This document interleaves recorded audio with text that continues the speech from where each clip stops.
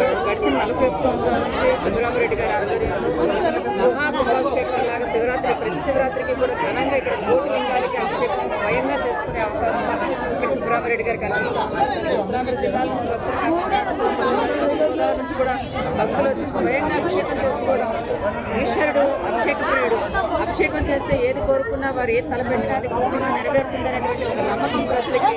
ఆ నమ్మకానికి ఇక్కడ అవకాశం స్వయంగా అభిషేకం చేసుకుంటుంది సుబ్బరామరెడ్డి గారు. ఇటువంటి అవకాశాలు కొన్ని సంవత్సరాలుగా మనకు కల్పించినప్పుడు గొప్ప విషయం.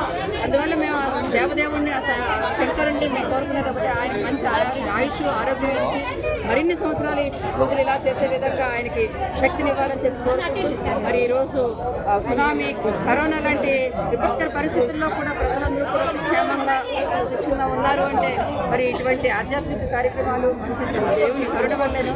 ఇటువంటి కార్యక్రమాలు మరిన్ని జరగాలని చెప్పి నేను కోరుకుంటూ విశాఖవాసం ఎప్పుడు కూడా సుబ్బరామరెడ్డి గారికి మేము రుణపడి ఉంటాం. ఇంత చక్కటి అవకాశం కల్పించినందుకు మేము తెలియజేస్తాము.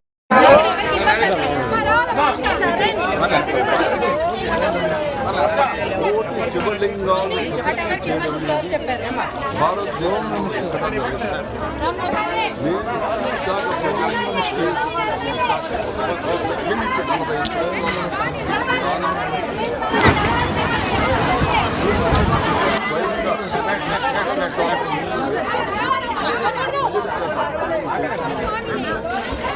ధ్యానిస్తూ అభిషేకిస్తూ పరమశివుని కృపలో ప్రతి ఒక్కరూ తాండవం చేయాలని కోరుకుంటున్నామండి.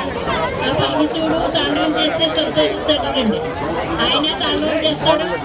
మరి తాండవం చేస్తూ ఉంటే ఆయన ధరిస్తాడండి. అందుచేత నామం చెప్పిస్తే మీకు సకల శుభాలు ఇస్తాడండి ఆయన.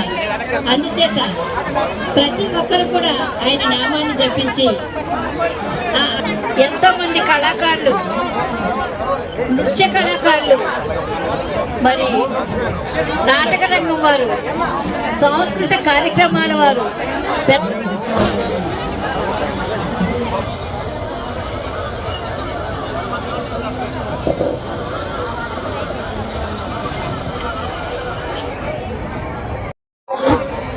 డాక్టర్ టి సుబ్బరామరెడ్డి గారు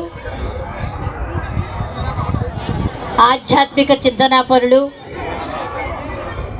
శివనామంతో వారు ఎప్పుడు కూడా ఆధ్యాత్మిక పదంలో పయనిస్తూ ఉంటారు. అదే కాకుండా